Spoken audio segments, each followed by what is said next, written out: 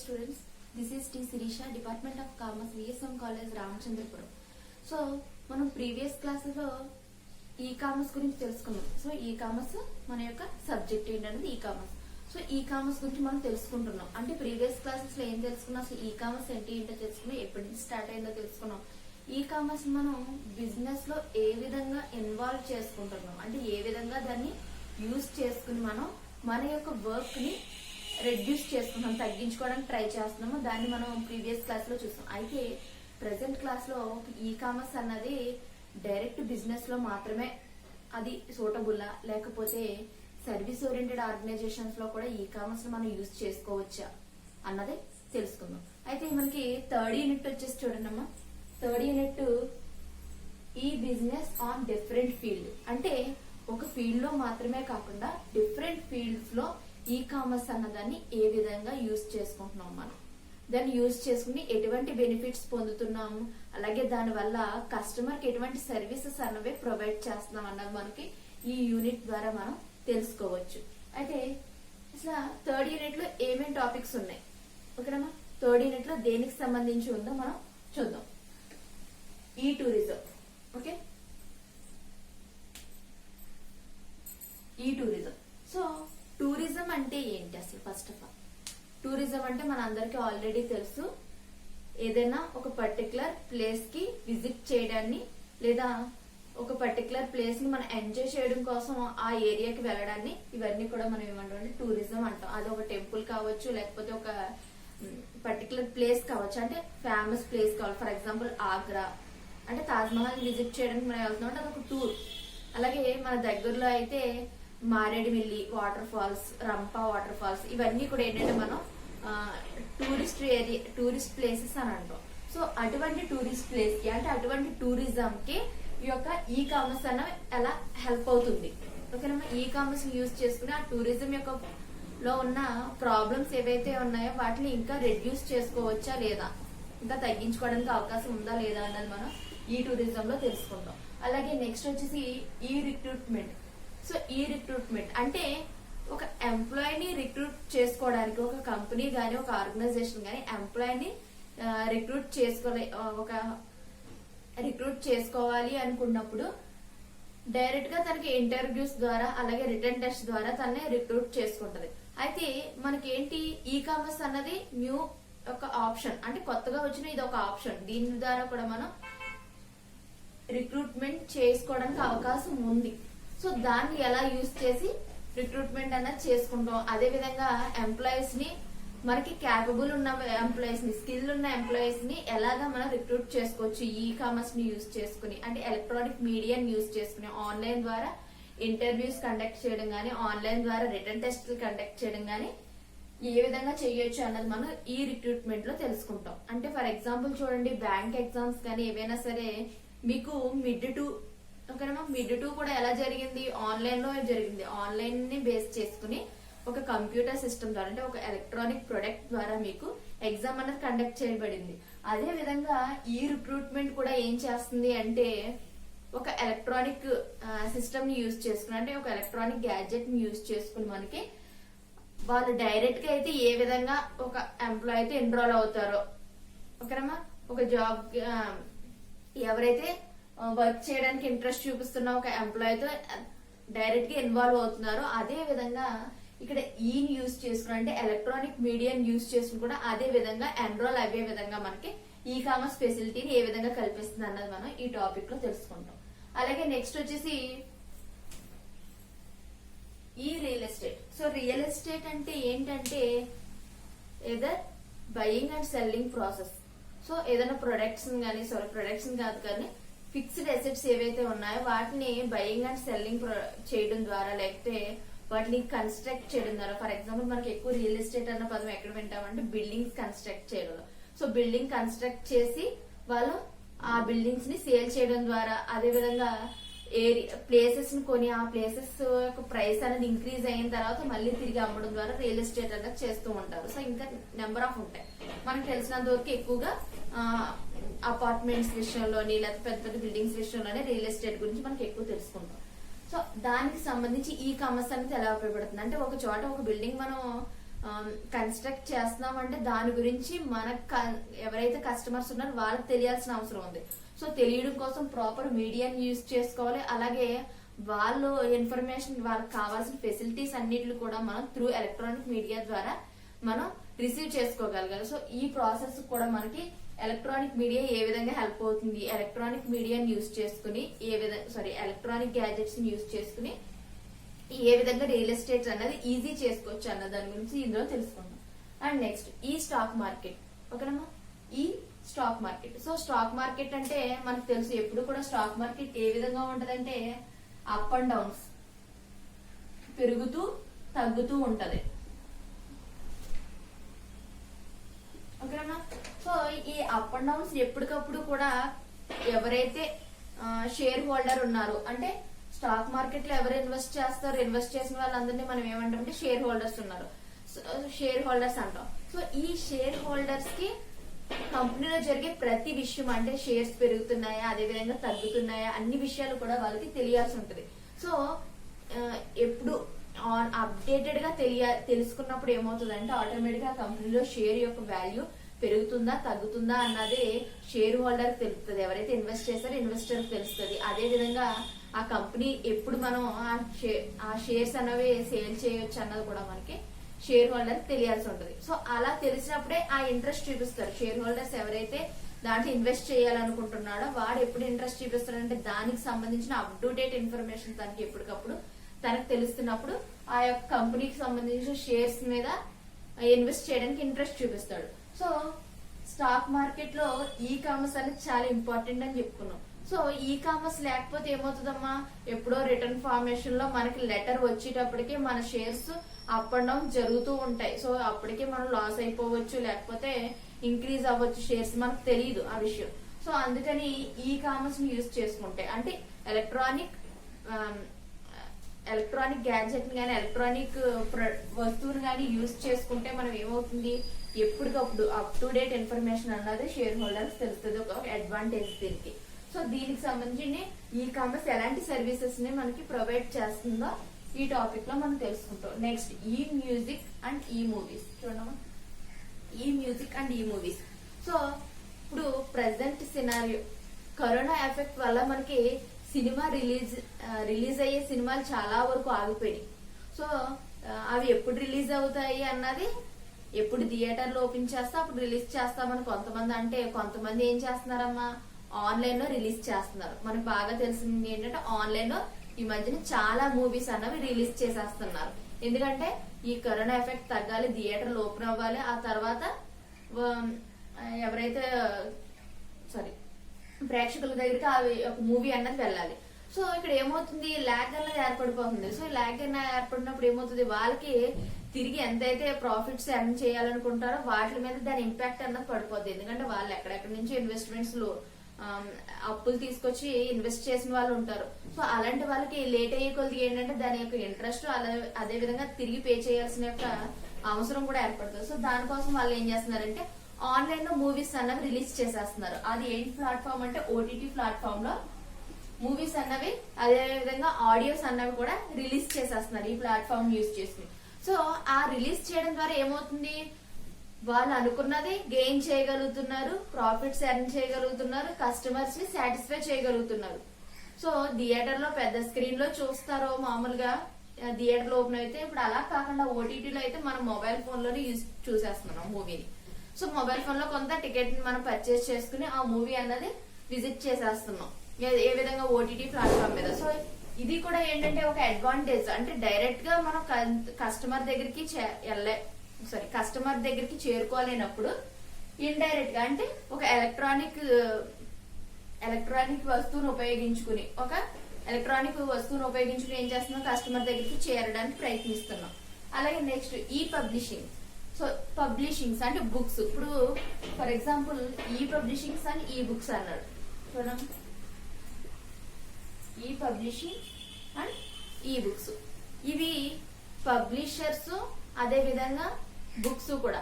So direct గా market లోకి వెళ్ళి బుక్స్ మనకు కావాల్సిన బుక్స్ ని పర్చేస్ చేసి అవి ఇంటికి తీసుకొచ్చి చదువుకోవడం ఒక ప్రాసెస్. అది ఏంటి, ఓల్డ్ ప్రాసెస్. ఇంతకు ముందు ఏం చేస్తామంటే మనం మార్కెట్ కి వెళ్ళడం, మనకు కావాల్సిన బుక్స్ ని పర్చేస్ చేసుకోవడం, అక్కడి నుంచి అవి ఇంటికి తీసుకొచ్చుకుని అక్కడి నుంచి చదువుకోవడం.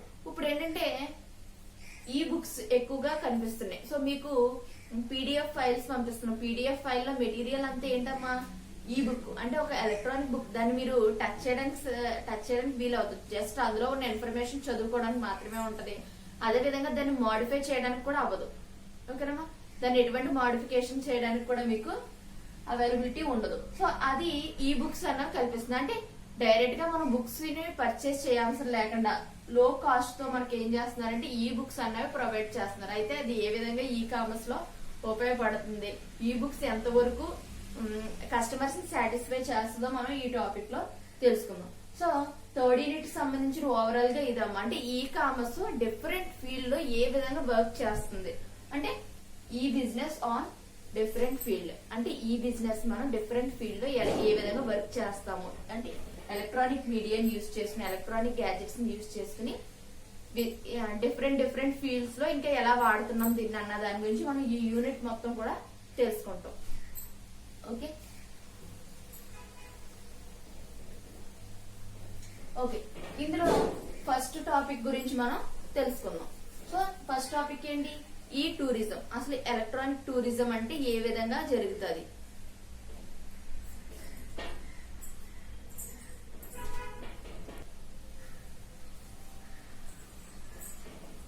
ఓకే, అసలు టూరిజం అంటే ఏంటో తెలుసుకుందాం. సో ఈ టూరిజం తెలుసుకునే ముందు అసలు టూరిజం అంటే ఏంటో మనం తెలుసుకుందాం. So travel and tourism is the most primitive area since the dawn of civilization. Man has been trying to know the secrets of nature. So nature లో ఏవైతే సీక్రెట్స్ ఉన్నాయో, ఓకేనమ్మా, నేచర్ యొక్క సీక్రెట్స్ ని తెలుసుకోవడం. అంటే ఈ సీక్రెట్స్ అన్నవి ఇప్పుడు తెలుసుకున్నవి కాదు, ఇప్పుడు ఏర్పడినవి కాదు. అవి ఎప్పటి నుంచో ఆది మానవుల కాలం నుంచి అవి అలాగే ఆ ఏరియాలో అలాగే ఉన్నాయి. అయితే ఇప్పుడు మానవుడు వాటిని తెలుసుకుని వాటిని డెవలప్ చేస్తున్నాడు. ఓకేనమ్మా, సో వాటిని డెవలప్ చేయడం ద్వారా టూరిజం ని డెవలప్ చేస్తున్నాడు. ఇక్కడ టూరిజం అంటే అసలు టూర్ అంటే ఏంటి అంటే మనకు తెలియని కొన్ని విషయాలను తెలుసుకోవడం కోసం ఒక ఏరియాకి వెళ్ళడం అమ్మ, ఒక పర్టికులర్ ప్లేస్ కి వెళ్ళడం. కానీ దాన్ని ఏమంటామంటే టూర్ అంటాం.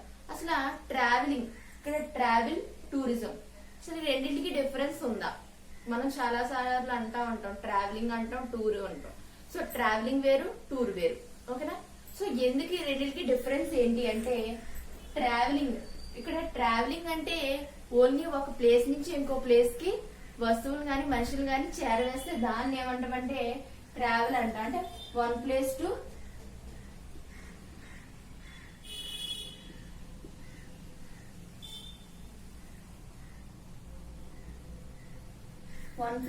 అనదర్ ప్లేస్, ఒక ప్లేస్ నుంచి ఇంకో ప్లేస్ కి వెళ్తే ట్రావెలింగ్. మరి టూరిజం లో కూడా అంటే ఒక టూర్ కి వెళ్తున్నాము అంటే ఫర్ ఎగ్జాంపుల్ మనం ఏ పాపికొండలో చూడడానికి వెళ్తున్నాం. ఇక్కడ మనకు టూరిస్ట్ ప్లేస్ దగ్గరలో ఏంటంటే పాపికొండలో ఎక్కువ ఫేమస్. సో పాపికొండలో చూడడానికి వెళ్తున్నాము అని అంటే ఖచ్చితంగా మనం ఉన్న ఏరియా నుంచి ఫర్ ఎగ్జాంపుల్ రామచంద్రపురం నుంచి రాజమండ్రికి మనం ఒక చోట నుంచి ఇంకో చోటకి పాస్ అవ్వాలి. ఓకేనమ్మా, సో పాస్ అయ్యి అక్కడి నుంచి బోట్ ద్వారా మనం పాపికొండలు విజిట్ చేయడానికి వెళ్ళాలి. సో ఇది కూడా ట్రావెలింగే కదా. టూరిజం అని ఎందుకన్నారు మళ్ళీ? సో ఇది కూడా ట్రావెలింగే కదా. అంటే ఈ యొక్క ఒక ప్లేస్ నుంచి ఇంకో ప్లేస్ కి చేరవేయడం మాత్రమే తప్ప వేరే వర్క్ అన్నది ఇక్కడ ట్రావెలింగ్ అన్నది చేయదు మనకి. అయితే టూరిజంకి వచ్చేటప్పటికి ఆ విధంగా కాదమ్మా. టూరిజం అంటే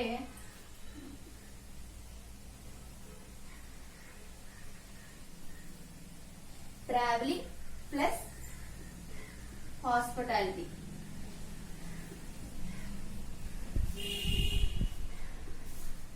రెండు కలిపితే టూరిజం. చూడమ్మా, ఈ రెండింటికి డిఫరెన్స్ ఏంటంటే ట్రావెలింగ్ ప్లస్ హాస్పిటాలిటీ. సో ఇక్కడ travelling only one place to one place. ఇక్కడ టూరిజం అంటే ఒక ప్లేస్ నుంచి ఇంకో ప్లేస్ కి చేరవేయడమే మాత్రమే కాదు, దాంతో పాటుగా ఏమన్నాడు హాస్పిటాలిటీని కల్పించడం. హాస్పిటాలిటీని కల్పించడం అంటే ఫెసిలిటీస్ మన కంఫర్ట్ జోన్ తగ్గట్టుగా ఇక్కడ హాస్పిటాలిటీని కల్పిస్తున్నారు. సో ఇక్కడ హాస్పిటాలిటీలో ఏమొస్తాయి అంటే మనకి ఎక్కువగా ఫుడ్ ప్లస్ అకామిడేషన్.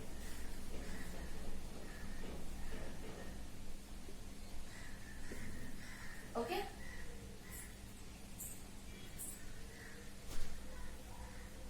చూడండి ఫుడ్ ప్లస్ అకామిడేషన్ వచ్చింది.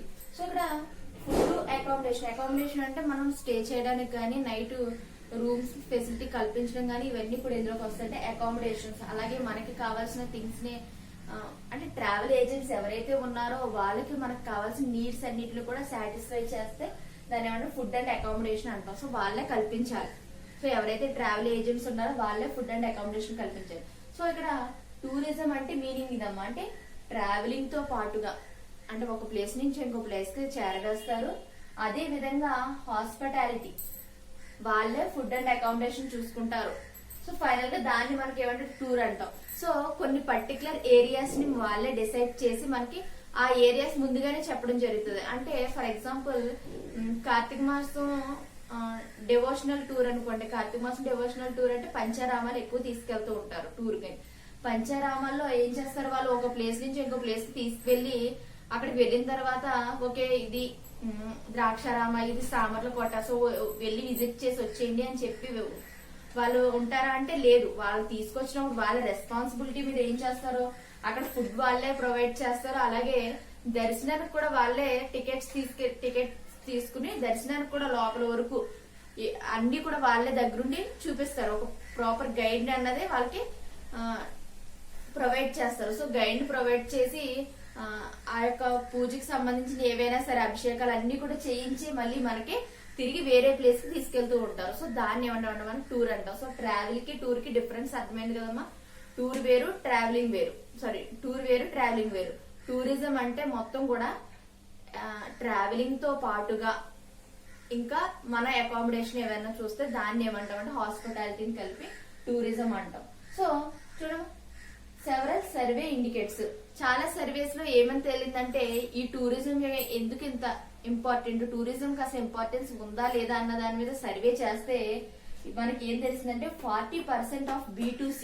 సో B2C అంటే ఏంటమ్మా, బిజినెస్ టు కస్టమర్. అంటే ఏదైతే ఆర్గనైజేషన్ ఉందో ఆర్గనైజేషన్ డైరెక్ట్ గా కస్టమర్స్ కి ప్రొడక్ట్ గానీ సర్వీస్ గానీ అందించినట్లయితే దాన్ని మనం ఏమంటామంటే B2C బిజినెస్ టైప్ అని అంటాం.